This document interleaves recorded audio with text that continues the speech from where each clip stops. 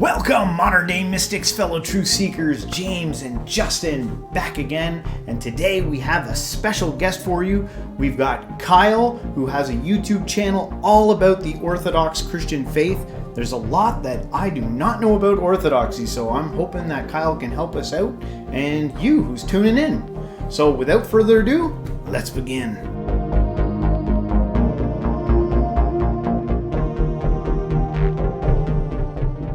Thank you, Kyle, for being on the channel. We're so glad that you decided to come on. Before, in the intro, I was just saying for our audience out there that I was a little unaware of Orthodoxy. I didn't know it was a thing until just recently. And so I stumbled upon your channel, which is all about Orthodox Christianity. So I thought maybe you could enlighten us on some of the facets of that section of the Christian faith. And so maybe a good place to begin for our audience might be to tell them a little bit about your journey, how you came into Christian Orthodoxy, and how it led you to where you are right now. Yeah. So thanks for having me on. I'm really excited for this conversation. Checked out your channel. You guys seem very open-minded and very curious. Looks like, and I'm very excited for this conversation. So for those who don't know me, I have a channel called Kyle Orthodox, where I basically talk about Orthodox Christianity, and I compare it to a lot of different worldviews like Catholicism, Protestantism, Islam, Judaism, and I've done a lot of response videos responding to people who call out Orthodox Christianity, and I try and bring it to people's attentions because a lot of people don't even know about it. And that was my story. I didn't know about Orthodoxy because I actually wasn't raised with any religion. And I had generally good experiences with Christians growing up. And so around like high school, I started to like think more about these like deeper questions. It was mainly political questions, but I realized that politics kind of leads you, like what informs politics is culture and religion. And I realized that a lot of the truths that I was seeing about what's good for our life is found in Christianity, like not doing drugs, having strong family values. And I always thought Christians were kind of, they were good to be around, but they maybe were a little bit corny. Like they're a bit kind of cheesy about it. Like, oh, when were you saved by the Lord? Like kind of goofy and unserious, but I thought they were like good people. But when I started to look more into it, I realized that there was actually all these distinctions within the Christian world that I didn't know about. I thought it was just Christian. And so I just started attending a local Christian church, which was actually a Protestant church. And within that, it was a Presbyterian. But it was a kind of low church, more evangelical church. And I didn't really feel connected to the worship there because it felt very like this rock band and the TED Talk about Jesus. And it was hard for me personally to connect with that. But I saw that there was like truths in Christianity, and I like started to believe in God, but it just didn't feel like this was very serious. And so online, I was able to hear some Catholic apologists, and to me that made a lot more sense because they're more rooted in tradition, and the Protestants I learned had come from them in the 1500s. So to me, I thought Christianity was just what we know in the West, which is Protestantism and Catholicism. And so that was an easy choice for me, was Catholicism, because there's these thousands of different branches in Protestantism, and all of them felt very unserious. And so at my Catholic church that I was going to, they actually it was way more structured. They had this thing called RCIA where they teach you the faith. And the Catholic church that I went to, the teacher was pretty good. And it, made me excited. Like I was reading all of this and I'm like, wow, this is, actually true. And I wanted to like tell other people about it. And I felt like I found something that was very solid. And so I got baptized Catholic. And then this was also during like COVID and everything. So it did make it a little bit difficult. But the more and more I was going to the Catholic Mass, I just didn't really feel connected to it because it still has some of those silly kind of more Protestant songs. Like it didn't feel like what I was reading in the Bible. And like, this is supposed to be very traditional and reverent. That's a key word, is like this sense of like holiness. And this is something very sacred, learning all these, key Catholic teachings. And so I was really interested in learning more and more about Catholicism because, going from atheist to religious, it you realize how important religion is. And, if you do believe in God, that should be like the most important thing in your life. So, you know, listening to a lot of these online Catholics, they talked about this thing called the Latin Mass.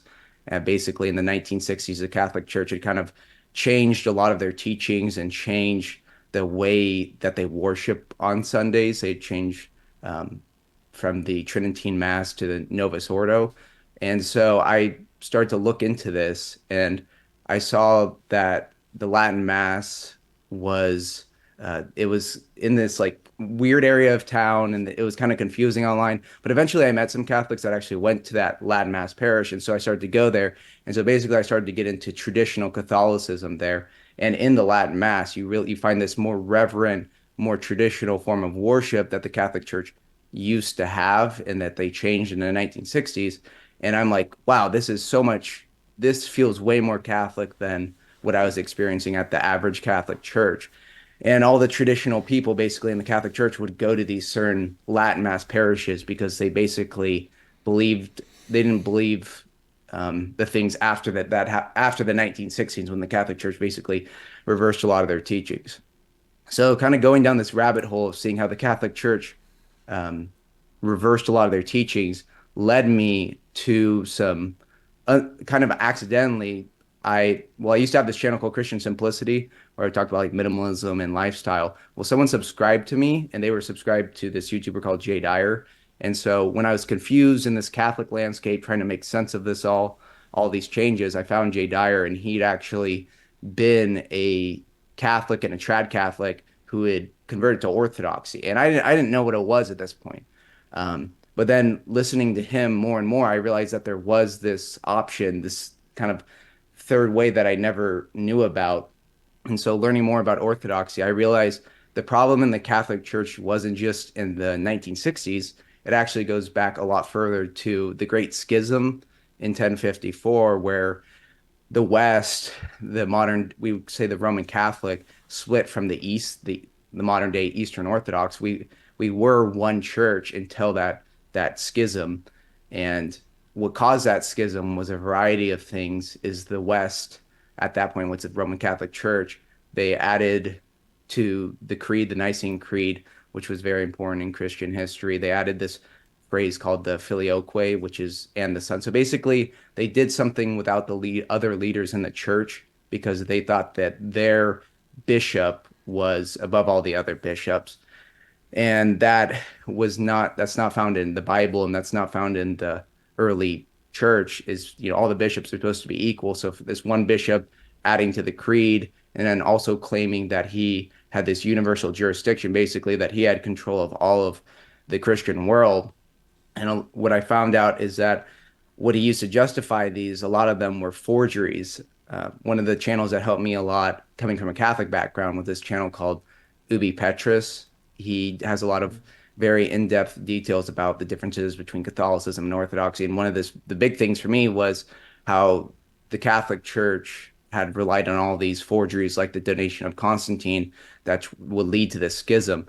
And so, in the 1,000 years after the schism, I learned that the Catholic Church had continually innovated a lot of things. Like in the Orthodox Church, we actually have married priests. The Catholic Church in the West would eventually ban that practice, and they would also do other things like in the Eucharist. They would switch to unleavened bread versus we just use the leavened bread, and we have the wine in communion. And they would also change all these things. Like in the Orthodox Church, we baptize and we chrismate babies, so babies can actually receive communion. But then in the West, they became very rational and scholastic, where they said, actually, at the age of reason, around 7 to 14 years old, you would get confirmed, and then you can receive communion, which leads to a lot of Catholics where they're baptized but not confirmed or chrismated. So it's basically we see them get more and more. The changes more and more compound over time. And so now looking at it, most people still don't know about Orthodox Christianity. Like you were saying when you were Yeah. like looking into this, you never knew about this. And I think that if people knew about it, they would find something very deep and spiritual, something unlike anything in the modern world, and especially just going to a divine liturgy. That's one of my goals on my channel, is just to get people to actually go and visit a church, because in the divine liturgy, it's unlike anything in the modern world. That sense of reverence, using incense, these beautiful hymns, everything in the liturgy, it makes you really feel, connected um, in this worship. And so, yeah. It really seems like it's trying to do its best to find its way to the most original state of what you might call Christianity as it can. Yeah. So it's like it's attention to detail, like hyper Mhm. attention to It detail. is.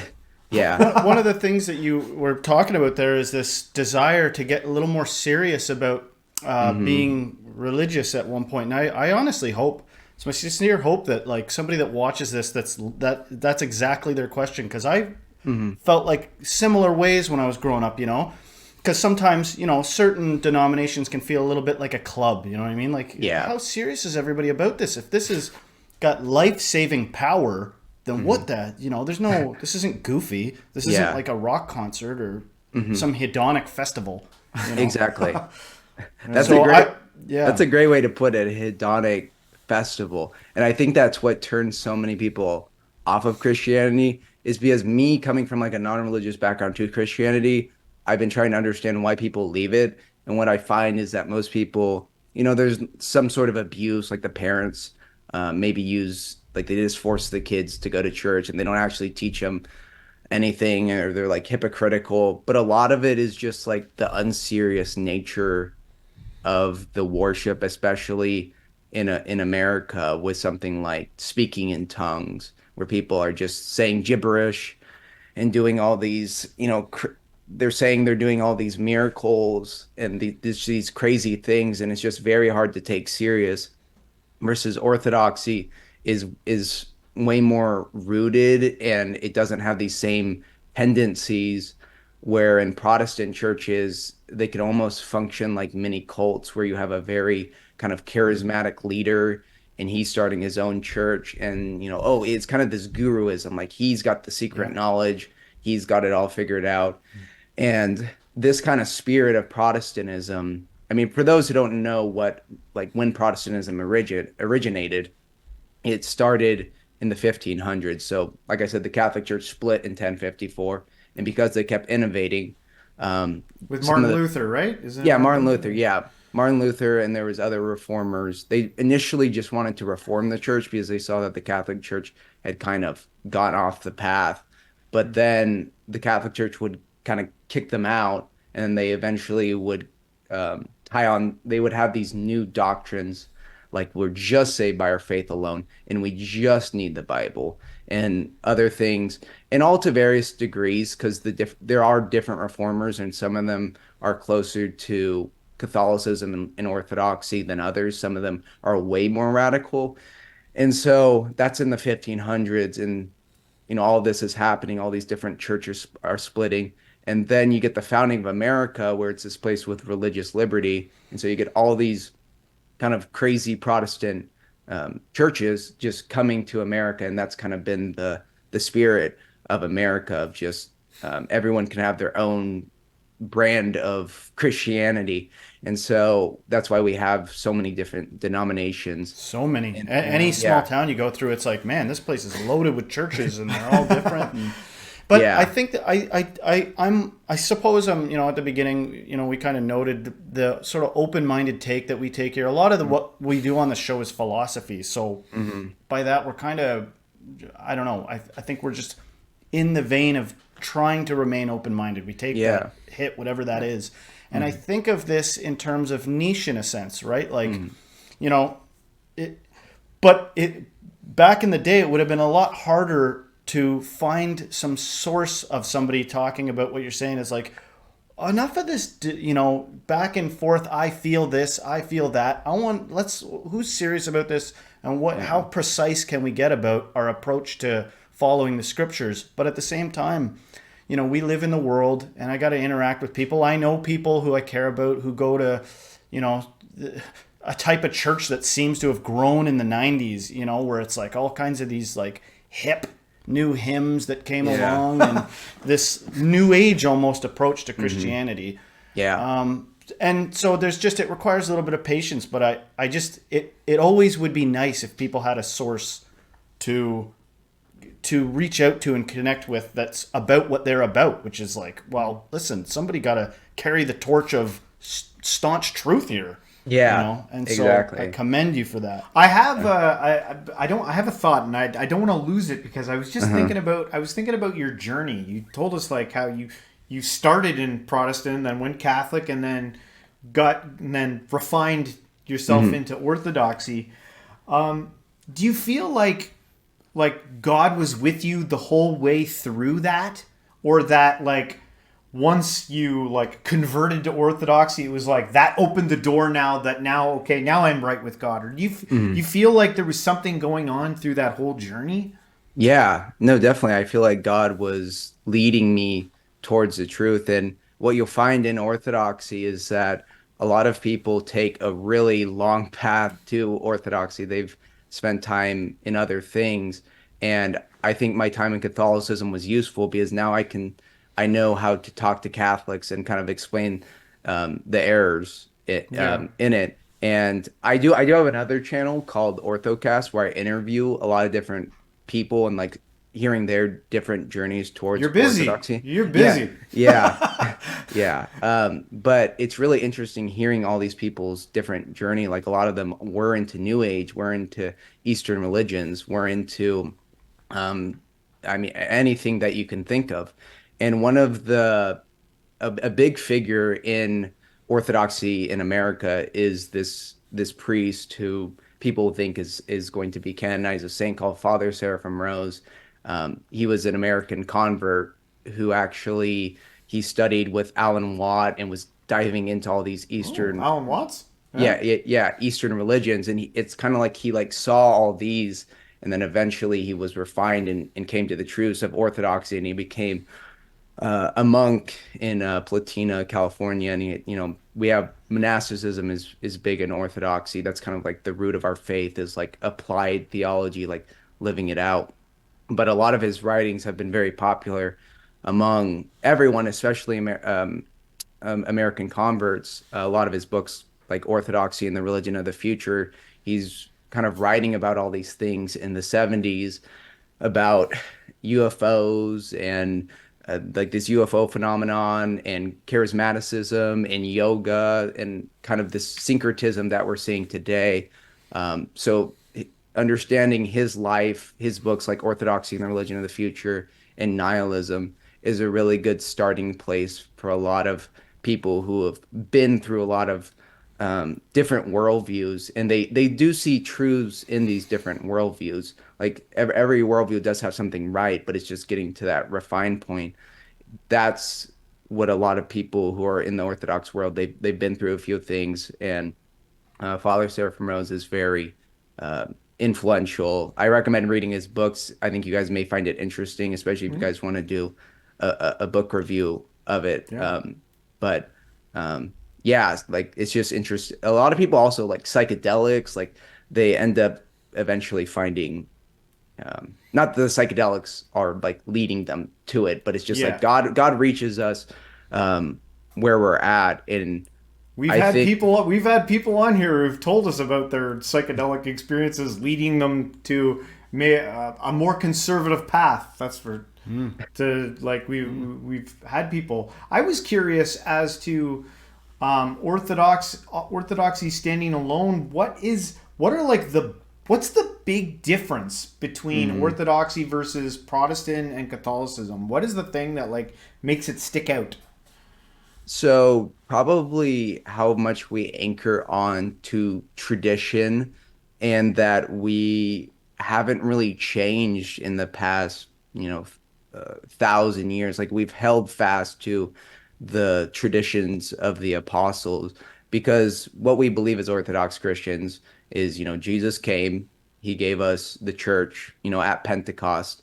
So, Jesus had all his followers, the apostles, and he ordained them the first bishops.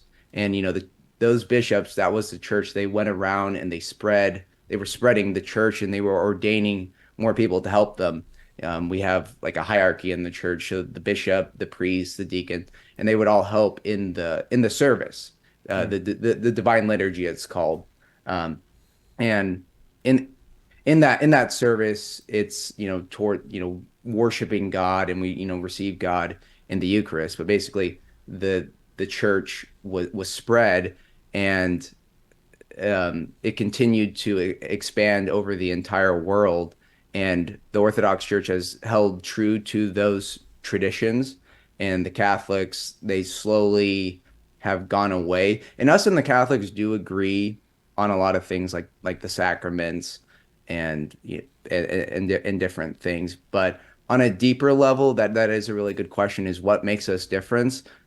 And I would say it's the kind of mysticism in our ability to not everything needs to be black and white. There is a lot of gray areas in the faith. There's lots of mysteries that have been given to us and that we can't fully understand. So I would say it's like knowing the limits of the human mind, and being able to trust God and to have like a lived experience of God, because the primary people who we like look to are the monastics. Since they're in the monastery, they're living the faith. That like lived experience that they have with God is so important. For example, when I was Catholic, my patron saint was Thomas Aquinas, and he's very scholastic. He just wants to kind of like study philosophy, and that's his focus. Versus when I became Orthodox, my patron saint is Gregory Palamas, and he was a monk, and if you read his writings, he has a few books, called The Triad, where he's basically refuting these more Western rationalistic presuppositions about, we can know God, but it's like through experience. Like it isn't just about like theorizing about God. It's through our prayer and constant, like how we're living. And a big thing in Orthodoxy is, the Jesus prayer, like just saying, Lord Jesus Christ, Son of God, have mercy on me, a sinner, and just like focusing on that. So I would say the intense focus on prayer, but also I think what differentiates us is we think that there is spiritual delusion, which you don't really hear about in Protestantism or Catholicism, that just because you have like a spiritual experience doesn't mean that it's necessarily from God. Like, the demons are spiritual too. And like, just to be aware of that. So just Orthodoxy is very skeptical of of these other, spiritual experiences. Yeah. So, You got to be yeah. discerning. Yeah, yes, discerning. So it's like we are immensely spiritual, but we are also discerning. Another thing that differentiates Orthodoxy is our focus on iconography. If you ever walk into Orthodox church, you're going to see these beautiful icons everywhere. I was going to ask you about that. I've heard you Yeah, talk about Really? icons quite a bit. yeah. And my question about that, here's the one thing I've always wondered, like, so what's the difference between an icon and an idol?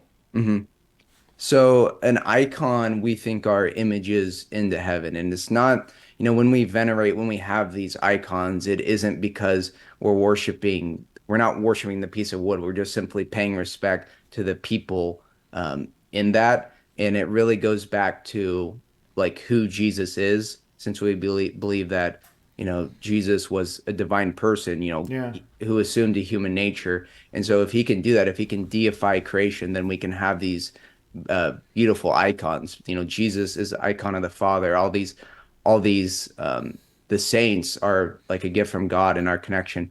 And so an idol is normally like a statue or something that they believe that statue, that thing in itself, is going to grant them something. Is they're gonna maybe offer sacrifice to this idol, and that idol is gonna give them something in exchange. Or pray to it or something like that. Supplicate to a literal piece of matter. Yeah, it actually becomes exactly. a deity in itself. That's so interesting. The way you talked about the icons, in the sense that it's almost like seems like an artistic touchstone, or this is like an ordained piece of art or something that's almost like a portal into the appropriate way that you can be relatively certain that this isn't the same as being pulled away into some wrong direction. Because another thing that you mentioned there is, I'm sure our brains lit up when you even mentioned mysticism. We're kind of mystical type guys. Yeah. But the idea that you actually have to be discerning about that's so true. When in the spiritual walk, is that there's all kinds of appealing and seducing spirits and things out there. And you got to be careful. And one of we have a term around here where we play with spiritual plutonium here. We ride the line, baby. But it doesn't mean I don't have a complete, reverence for somebody that takes this stuff seriously. I wanted to, like, in the vein of that mysticism and talking about experience and in relation maybe to your journey.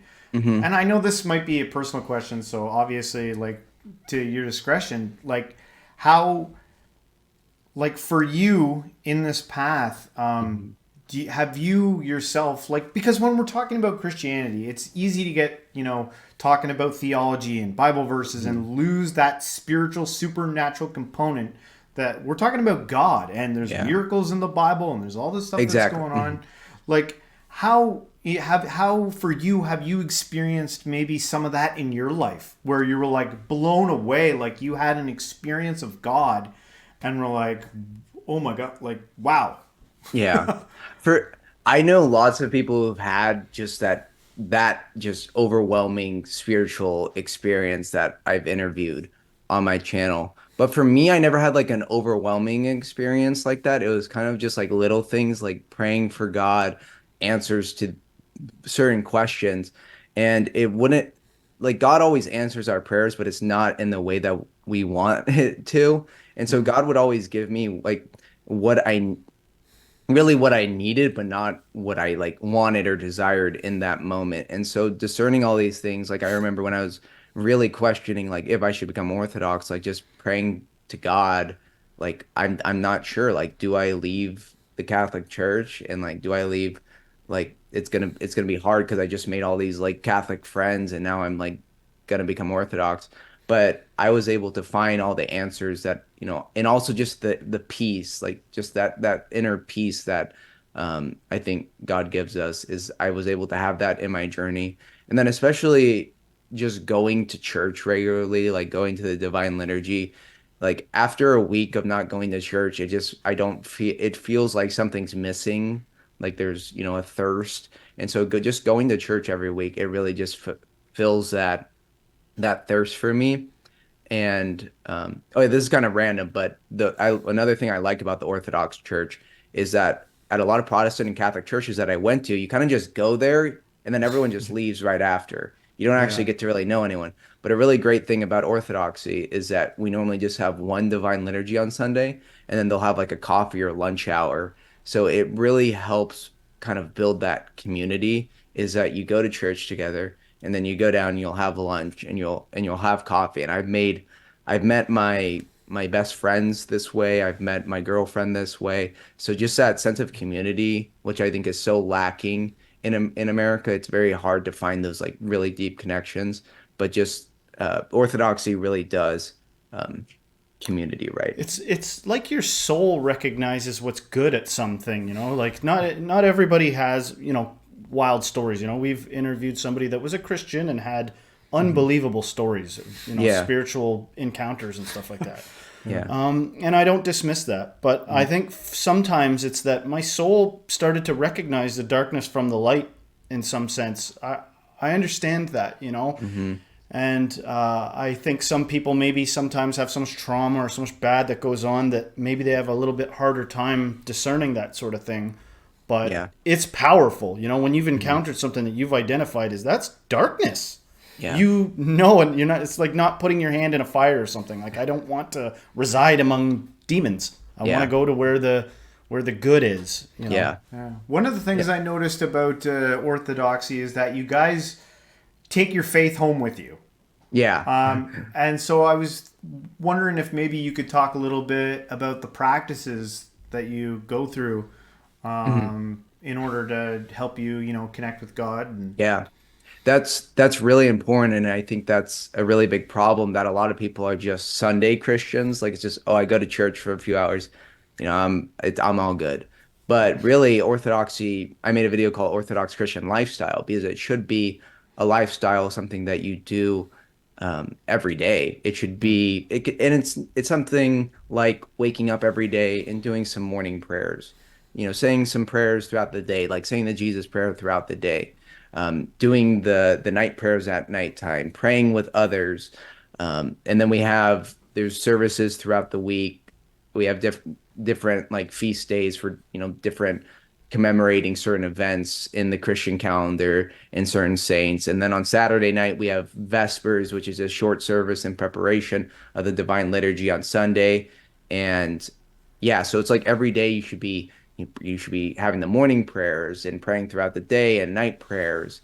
And also a big thing about Orthodoxy that is unique is we actually have the fasting rules that ancient Christians have. That's a very important part of our faith I think is everyone could use some of that fasting, yeah, and Especially after Christmas. yeah, exactly. Yeah, and fasting is really just a tool to help us to grow closer to God and not be a slave to the passions, because No. we need to be able to put like a zipper on our mouth and like have self-control. And it's not just food; it can be fasting from the internet, fasting from lots of different things. Coffee, Yeah, coffee. I mean, Everything. yeah, everything. But I think, we have a good toolkit in Orthodoxy to help you grow closer to God through prayer, through the services, through fasting. Almsgiving is another important thing, help the poor, help your neighbor, be generous. Oh yeah, another thing I wanted to mention about another thing that's kind of unique to Orthodoxy is that we believe the faith, like it's a living faith. Like all these things are still going on. Like we believe in the saints. A saint is just someone who we know is in heaven. And so every age there's going to be people who are living that are, gonna go to heaven. And so this basically, when Jesus came, there was this basically this grace, this holiness oozing from him, and we believe that that lives on in all of us, since Jesus ordained the first bishops, and those bishops ordained more. So our priests and bishops can actually trace their like lineage, their the hands going on their shoulders all the way back to the apostles, going back to Christ. And we also get that during baptism and chrismation. So like this is a living grace, and like when we receive the Eucharist is a um, very important part of our faith. Jesus said, "This is my body and blood," and so we receive it in the bread and wine in a chalice, in the Divine Liturgy, and that's the closest communion that we can get with God. So basically, we think that this is something living that there's a participation in, and so the saints, the people that we know are in heaven. We also believe in relics, that the things that they had, even their body. We have some saints are known to have incorruptible bodies where it doesn't decay like other human bodies, and some people wow, may think it's weird and strange, but I people love it. actually yeah, people actually That's go cool. and will go and venerate the body of a saint, and there's miracles associated with the body, and the like oil lamps and everything surrounding um, the saints. And then another miracle and something that's kind of unique is some of these icons that we have. They're miraculous, and they're called myrrh-bearing icons, where basically it's this icon, and it will stream this very sweet smelling fragrance called myrrh. And I've actually seen it in person. There's this famous one in America called the Hawaiian myrrh-bearing icon, but it's a icon of Mary, the mother of Jesus Christ. Jesus Christ is God, so we call her the mother of God, the Theotokos. But it streams myrrh from just this piece of wood, and it's very interesting to see because I actually saw them like take the icon out, and it's literally just this piece of wood that's dripping this really sweet smell. And I've heard amazing miracles be associated with this myrrh. I've heard of someone taking this myrrh, and then they get a cotton ball, and they grab some of the myrrh, and they actually put it under their pillow, and they were suffering with brain cancer, and then like a few days later it was actually like completely gone. So just like stuff like that. Basically, Amazing. we believe the faith is living. Miracles still happen all the time, and I think that's what a lot of like Protestants and people in the West, they don't understand, is like the faith is still living, miracles still happen. Like it's not just something that happened a long time ago. I mean, if you really do believe in Christianity, then these miracles are still happening to this day. Oh, that's a good setup for the Well, question. yeah, no. Well, I thought, geez, we can't have someone on here without opening up the scriptures. That's all right. I had where is it? Probably. While you're looking for that, I got it. Oh, okay. It's from John 14, and like when it comes to the Bible, do Orthodoxy have the Apocrypha as part of the canon? Yeah. Okay, and is King James good for you, or do you? Yeah. What do you read? Yeah. So we have the Orthodox Study Bible, and it does use the King James, so that works. Okay, so basically the scripture I wanted to read, just a spin-off of what you were saying there. Yeah. It says, "Verily, verily, I say unto you, he that believeth in me, the works that I do shall he do, also, and greater works than these shall he do, because I go unto the Father. And whosoever ye shall ask in my name, that will I do, that the Father may be glorified in the Son." Mm-hmm. Now, when it comes to like doing greater works to Jesus, how do you interpret that? I think it's lots of things. I mean, greater works than Jesus. I mean, all of we glorify God through the saints and through our action. Like the only reason any of this is possible is through Christ. But just what the apostles did, being able to evangelize most of the known world. I mean, St. Thomas going all the way to India, and St. Paul going all the way to Rome and all these different places. It's just amazing how far Christianity was able to reach in that time. Being this small well, it started because it was just the Jews, like the small ethno religion, but this religion that would end up being the most influential in the world. And I mean, it's a huge part of the world's population. I think that's a great miracle. And I mean, especially if you count Islam too, because Islam actually, I have some videos on this, but Islam just stole a lot from Christianity, and they changed it a little bit, and they claimed they had a new holy book. So it's just like the person of Christ is, it's reached it has a way to reach everyone. Yeah. There's one of the questions I was sort of toying with before we got started here is like in coming towards this, I would talk to my wife and I'd be like, the Bible sort of ends with that verse that's and then nothing else should be added to this, and there's like a warning about adding to it, and she was pointing out, but that's just for the revelation that says that. Yeah. So my question is in terms of what can be added to? Is it enough to go around just reciting scripture at people? Back in the day, there would be guys that we would watch like Ray Comfort that would give you like a guide for how to break a sinner's heart and tactfully get him in a fertile space for planting the seed of the word or whatever. Mm-hmm. What do you have to say in terms of adding? Can books be written about God that are new? I know you kind of alluded to it in the fact that it's alive, but do you have to be tactful? Is there a sense of like, well, you can't just go up to someone and be like, you start yelling scripture in their face. Yeah. Definitely. I think a lot of those bad approaches just turn a lot of people off. Also, the people who just have the sign that says all these people are going to hell. Yeah. It's just like it's not a good Is witness it to. loving? Is Yeah, that even loving? it's not loving. Like you can be very assertive and like confront someone's sins, but that's not the appropriate way to do it.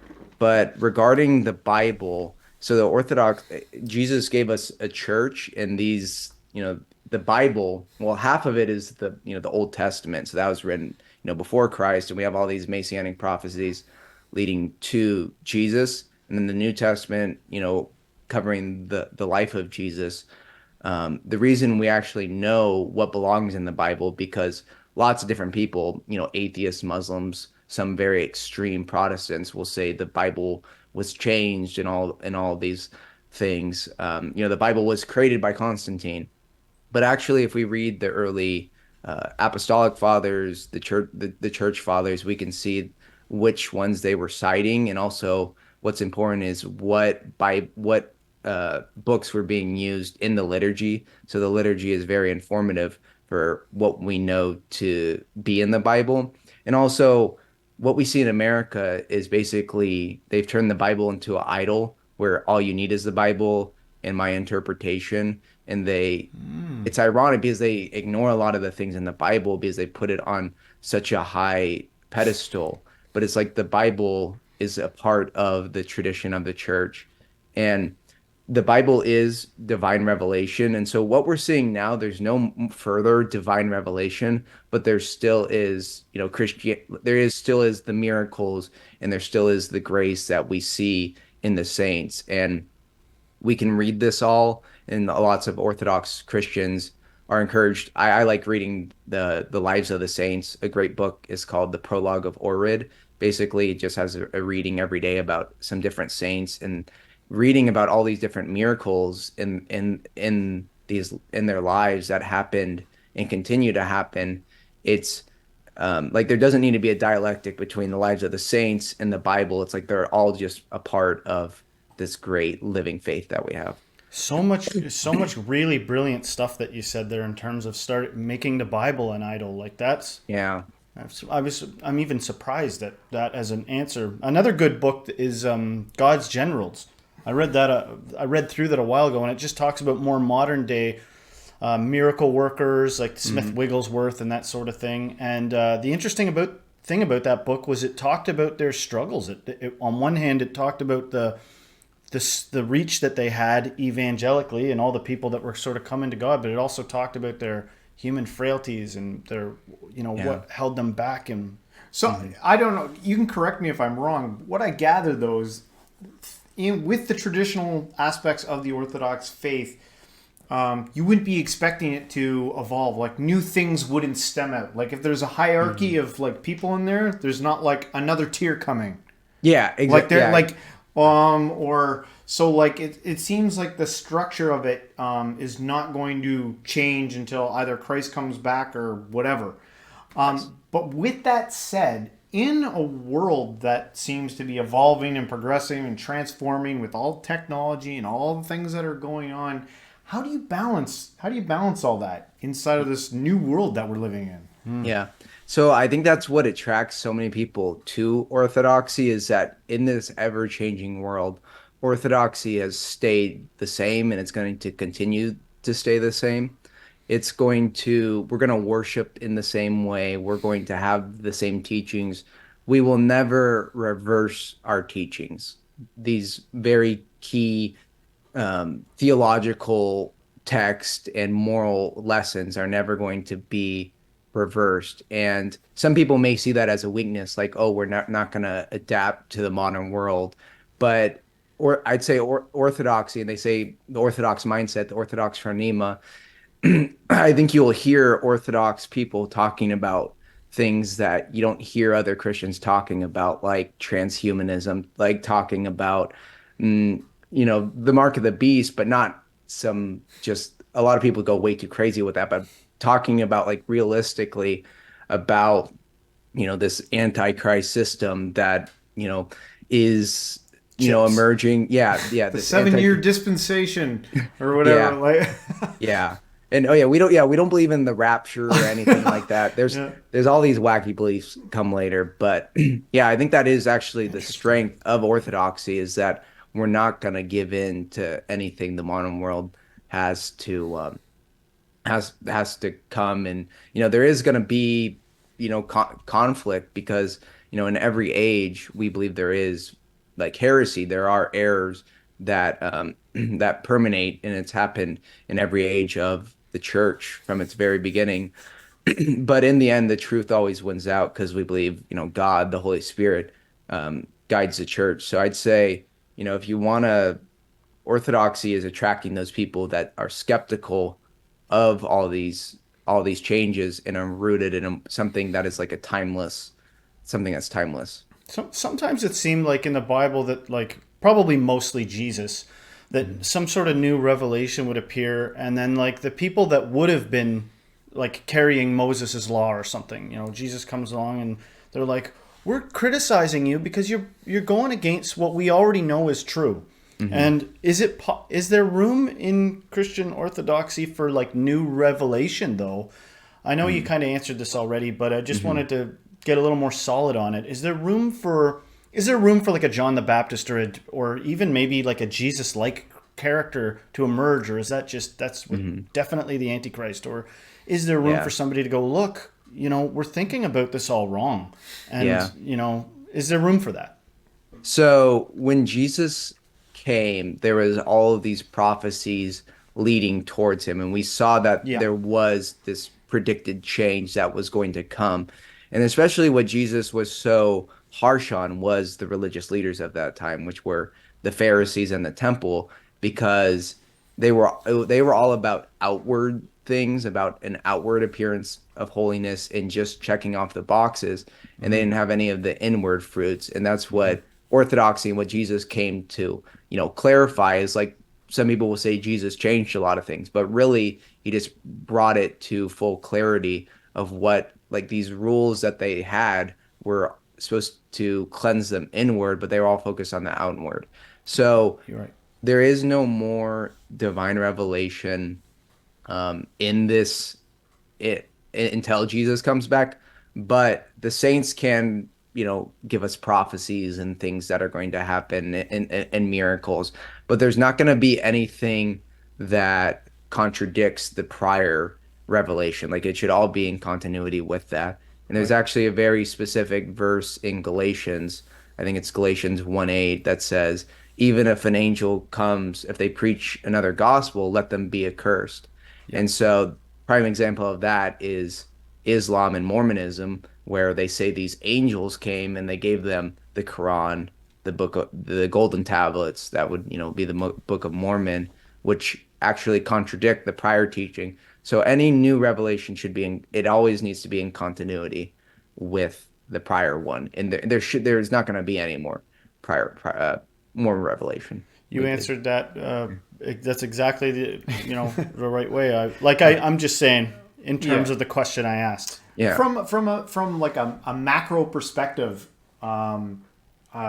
zooming outwards, big picture, from an Orthodox view, what's this all about? What are we doing here? Yeah. Well, God made us in the image of God and the likeness. We lost that likeness in the fall. So the whole purpose of the incarnation, of Jesus, becoming man is so we can have that restored likeness. And we get that through a life in the church, which is receiving the sacraments, like going to confession, receiving the Eucharist. We call this process theosis. Like we should be growing closer to God and being, completely Others call it depend. sanctification, don't Yeah, they? sanctification. Yeah. Yeah. And we see in the lives of the saints, you touched on something earlier where maybe people who are very spiritual, maybe they're very humble, and we see that in the saints is the saints never said, I'm so holy, I'm going to heaven. The saints were always like, I am the first among sinners. I haven't even begun to repent. So again, all focused on that inward change. Um, so that's what the heart of Orthodoxy is about. Key word is repentance, is recognizing your sins and where you need to improve, and then making the necessary action to um So to yeah, reconciliation unto God, I mm, guess, right? yeah, exactly. And we want to depend on God. And another thing that's kind of different than the West is our view of hell. It's like hell is, it's not like God just wants to send you somewhere to torture you. It's more it's more of how you experience um, how, how you experience being the eschaton, because we believe that at the end of the world, everyone's going to be resurrected, the evil and the good. But your experience of that is going to be dependent on how you lived. And you could experience that same thing, you could experience that same love of God, but depending on how you lived is going to influence how you feel that love. So it's basically, if you're fully dependent on God and you realize your own sin and you've lived life the best that you can, and prayer, fasting, almsgiving, then you should have that full communion with God, and then that will be eternity. I can't believe how blown away we always are. Like I am blown away by some of the things. I hope whoever's watching this, good for you for still watching this.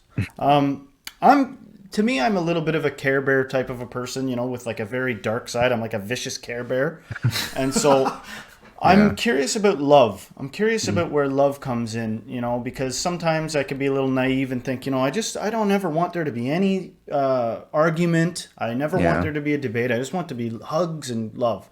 Yeah. But what is it? This is kind of a tall order. I'm asking you probably a pretty Yeah. difficult question to ask. But Yeah. what is love? What's God's love? How do we know love amongst each other? How does it work among you and Yeah. your Orthodox brethren? Yeah. Well, I would say love is willing the good of the other completely, because we can get into these superficial ideas of love, of where it's just kind of giving, like just enabling them for whatever and just comforting them.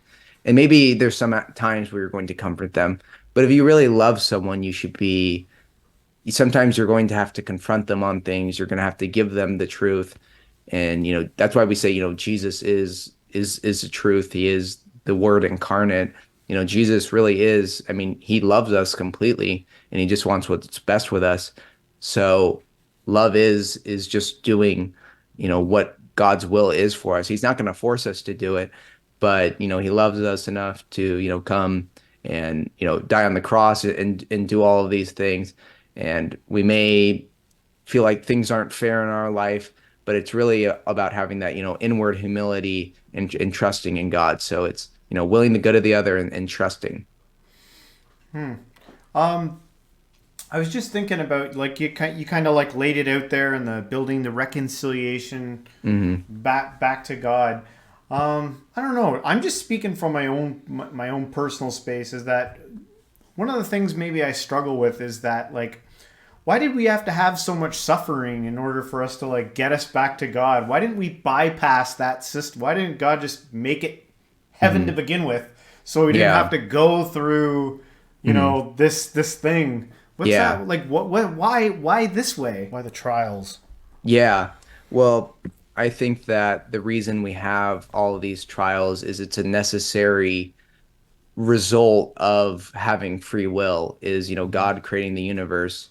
I mean, he could make us with no free will, but what kind of love would that be if like God just forced us Yeah. to love him, versus if we kind of learn through these experiences. It's kind of like we have to learn through our own failures. I mean, that's how I learn. I mean, sometimes I need to fail a bunch of times to realize, okay, I understand for myself. So I think For real. God allowing us to fall and to undergo these sufferings is helping us. Like, it's like, oh, I get it. Like, sin is bad. Like, all these things are bad. So it's kind of just allowing us to have our own free will, to allow us to have our autonomy. It's a And lesson. And well, yeah, it's yeah, really a little bit like God letting us in on something that we otherwise wouldn't have known. yeah, If we get a good look at yeah, evil and we're like, man, I appreciate God's glory so much more because yeah, I've seen evil and it is yeah, awful. and yeah. And I think we have a great leader of this, is like for God to become incarnate in human, and he underwent all these, same pain and suffering. And, God really everything that we want, God is going to give us if we live the way that is best for us. Like we're meant to have something very, very great. And all this suffering and pain is temporary. So it's just seeing that like longer time horizon, kind of delaying gratification.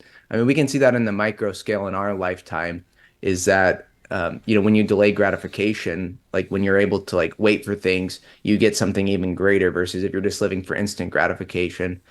And also, we don't realize, like, just being humble and realizing, our lives are, even in this world, it's such a great gift.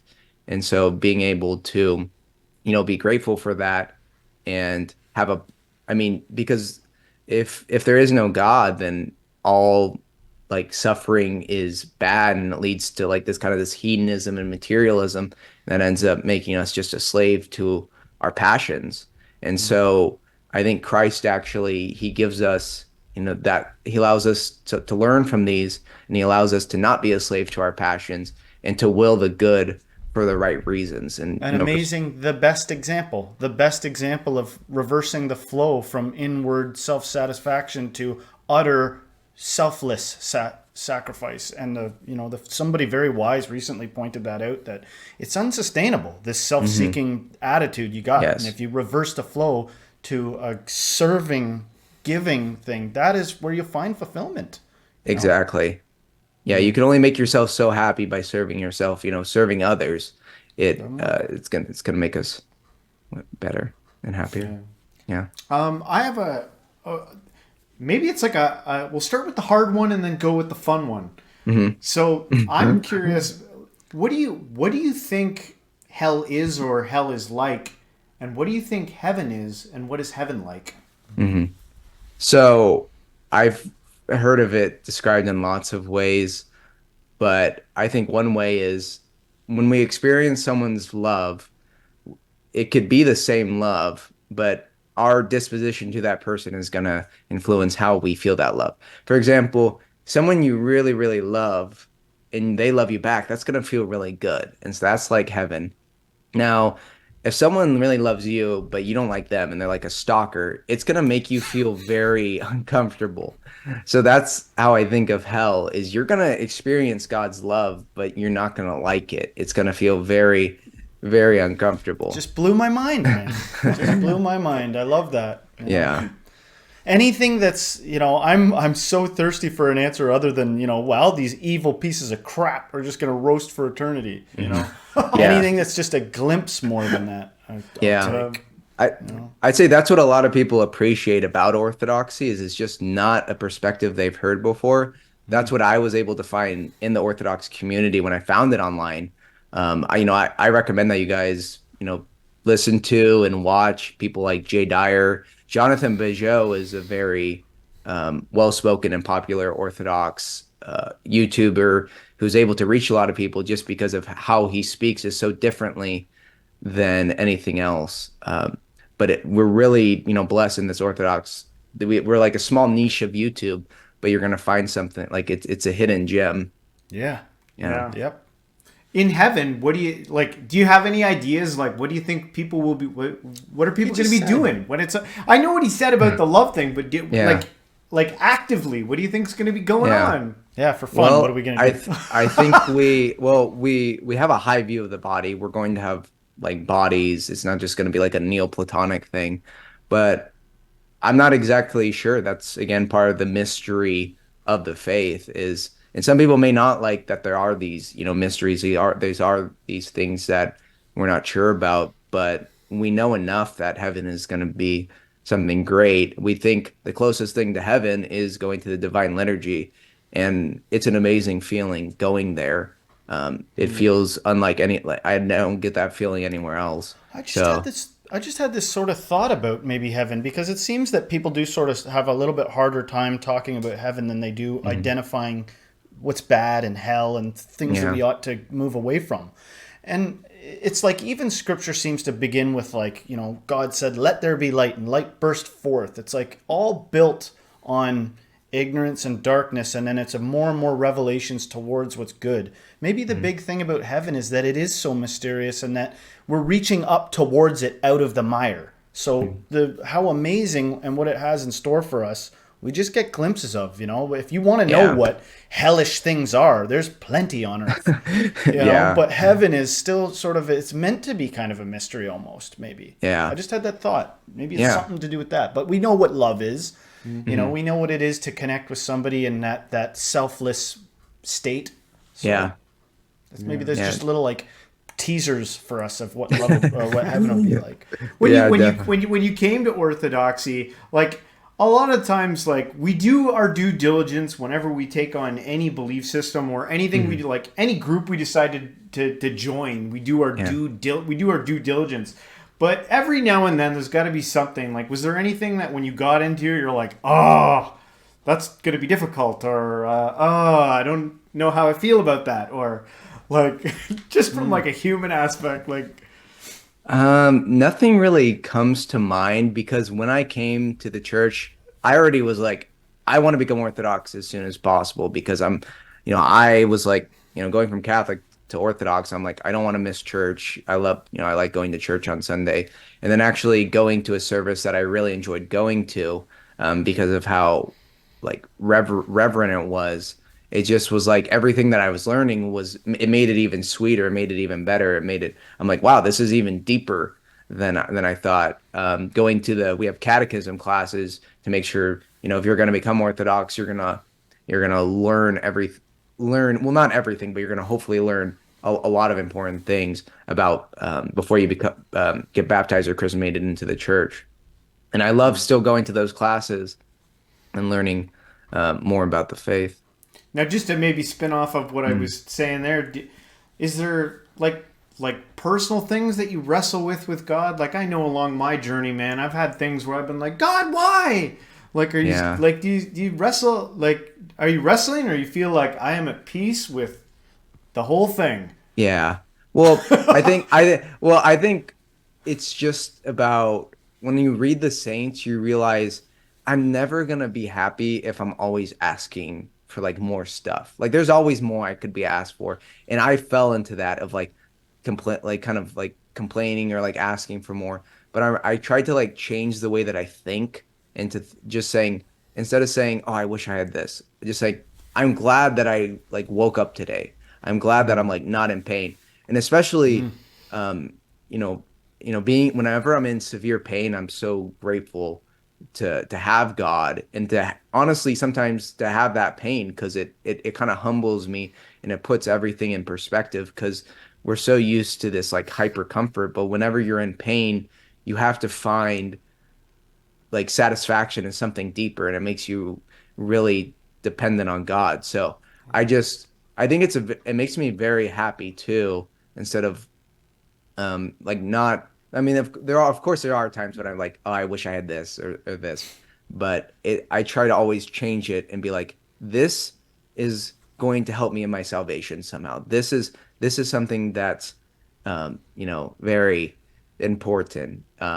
Like I mean, just the other week, I found out I have a rat in my oven, and he's peeing and pooping in in my oven, and it's like the most disgusting I hate thing. rodents, man. Yeah.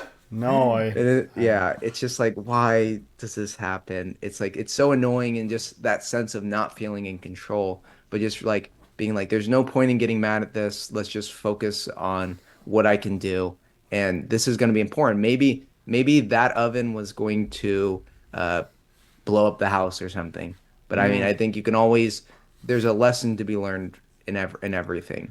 very intermediate, mature attitude to have about it. That's Yeah, it seems like the big thing is a lot of people's journey is getting to the point where they can essentially trust God.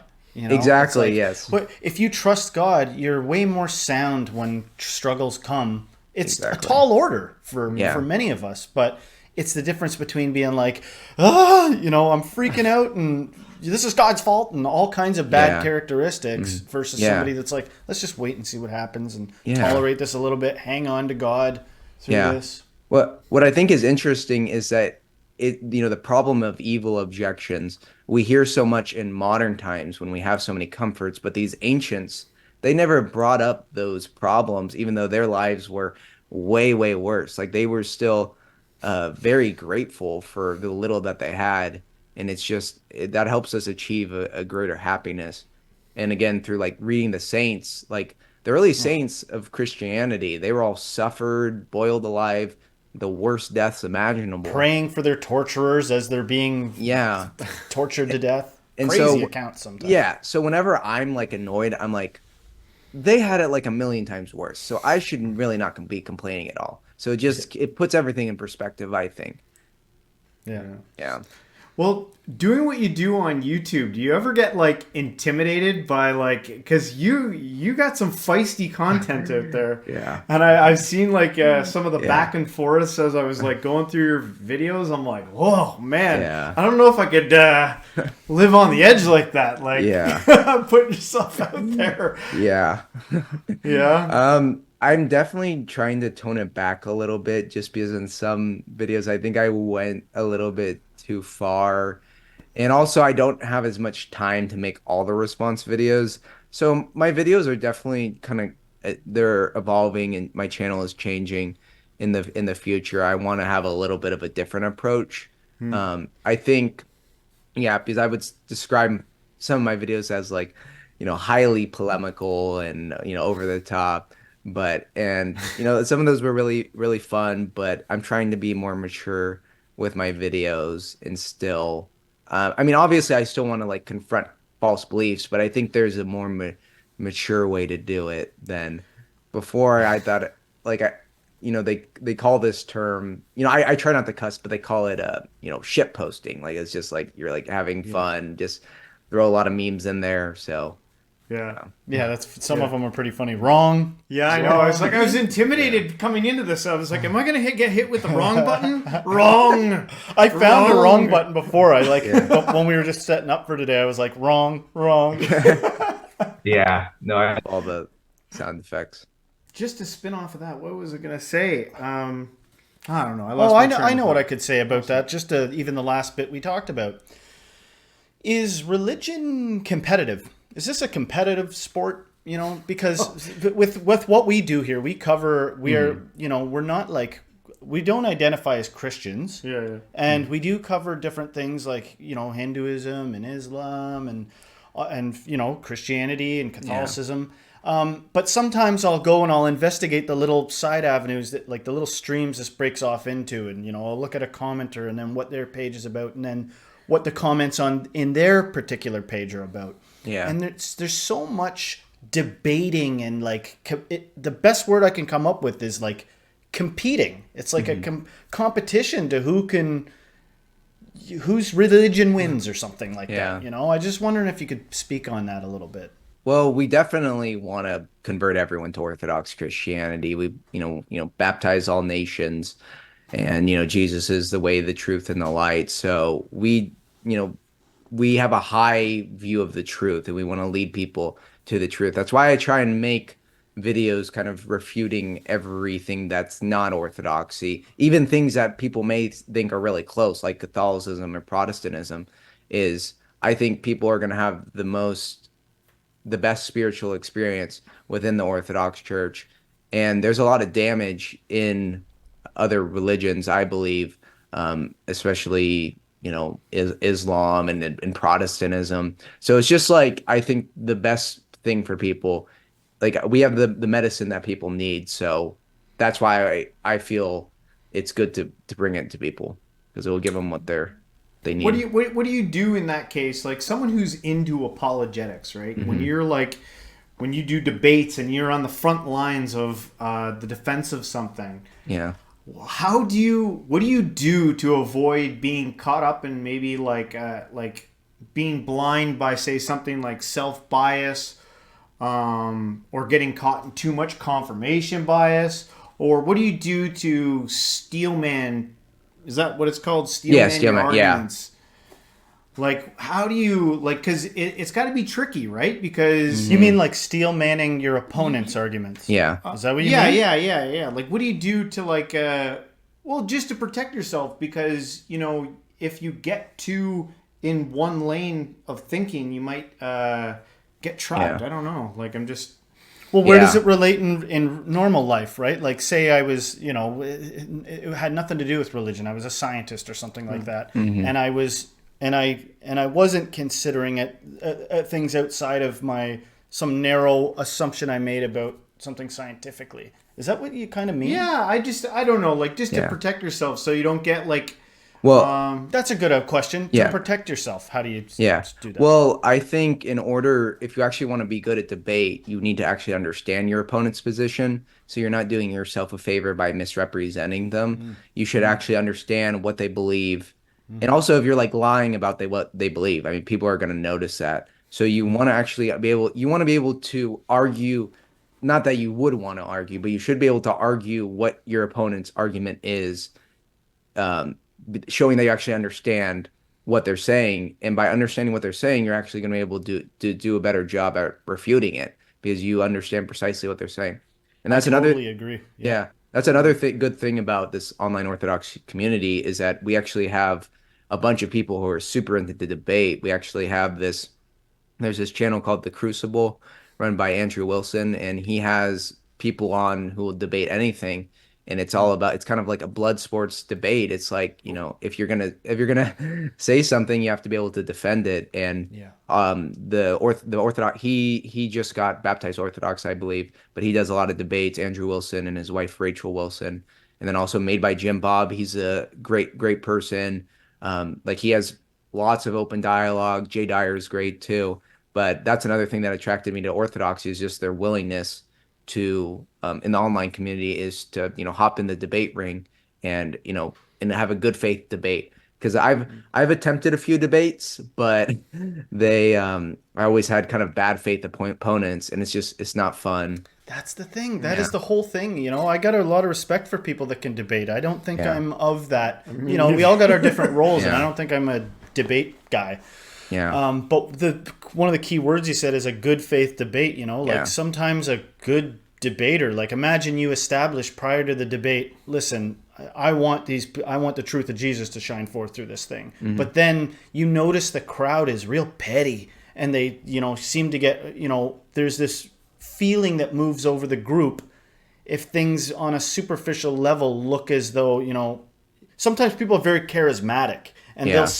they're not even really addressing the point at hand, but Yeah. they're winning the approval of the crowd, and it has a real effect on your opinion of what's happening. And it's like, we've gone way off the track of truth. You're Yeah. identifying mistakes I made speaking, maybe Yeah. not even the legitimacy of like what I'm saying is the good faith debate thing. I find that that's difficult for me to find, is two people that actually, even people that are good people, even Yeah. good debaters, it's kind of hard to get a good faith debate where it's It like, is. listen, at the end of the day, let's be friends after this, and Yeah. there's an entertainment aspect to it. Imagine filling an arena and you get a boring debate where they are Yeah. like, I think we actually agree. So there's all these Yeah. things. It Yeah. tarnishes the truth a little bit sometimes. That's why I think yeah. I Sorry, think no, that sorry. I think discussions can be more useful because it's more of an exchange of ideas versus when you go to debate, it's more like, okay, well, this is what I believe. I don't care if you make any good points, but in a discussion, they'll be like, okay, I see what you're saying there. Yeah. And there's less pressure. More opportunity for an actual change to happen. I think even like statistically, it's like people leaving debates are more reinforced than what Yeah. they originally went there. But in a discussion, there's like an opportunity there, maybe for Yeah. somebody to like feel safe to go, maybe I'll think about that differently. Exactly. Yeah. I'll take this any day of the week. I enjoy just I love it, I yeah. love these conversations and learning and just Yeah. this is awesome in my opinion. But Yeah. man, we've been going. I can't believe we're over an hour already, man. That's wild. Yeah. I just I got one final question for you, and I just thought if you had like a platform to, let's pretend like all the social media was on Kyle right now, what message would you have for the world in terms of like your faith and what would you like to say to them? Go visit an Orthodox church, live below your means, be grateful for what you have, depend on Jesus, read the saints. Yeah, check out my channel. Yeah, Awesome. that's- Well, yeah. I guess maybe to close things out, maybe let our audience know what you got going on, how exactly they can find you, platforms, whatever. yeah. So- So I have a few channels. I have my first channel was Christian Simplicity. I don't really upload there anymore, but if you're into like Christianity and minimalism, kind of decluttering your life in different ways, there's still some good videos on that. Kyle Orthodox, that's my channel if you want to see me kind of react and compare orthodoxy versus other beliefs. I do give some like life advice, and there's lots of memes. If you like memes, kind of like Zoomer content. And then if you're looking for more like serious interviews, I have my channel, the Orthocast, where I interview people. But yeah. Great. Awesome. Well, awesome. Yeah. Thank you so much for joining us on the show today and giving us your time. That was awesome. We learned a lot. Yeah, no, thank you for you guys for being so open-minded, and hopefully we can collab again in the future. Thanks for letting us be open-minded. Yeah. God bless. God bless. Okay. God bless.